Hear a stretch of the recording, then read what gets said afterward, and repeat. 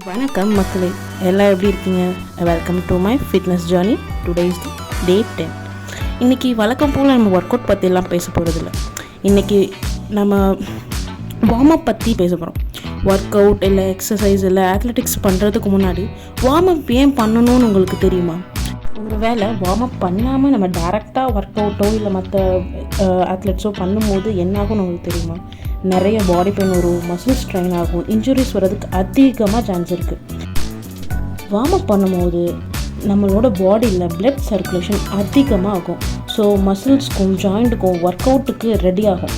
So அதனால் please guys, just 5 to 10 minutes simple warm up பண்ணுங்கள். Just head to leg வரையும் cover ஆகிற மாதிரி. ஸோ அது நம்ம ஃப்ளெக்சிபிளாக இருக்கிறதுக்கும் ஹெல்ப் பண்ணும். ஸோ கைஸ், எந்த ஒர்க் அவுட் பண்ணாலும் வார்ம் அப் கண்டிப்பாக பண்ணுங்கள். இன்னும் நிறைய ஃபிட்னஸ் டிப்ஸ் அண்ட் அப்டேட்ஸுக்கு please follow my Instagram profile and subscribe to my YouTube channel. சரி மக்களே, பார்த்துக்கோங்க. இவள் உங்கள் வைஷ்ணவி. Take care. பாய்.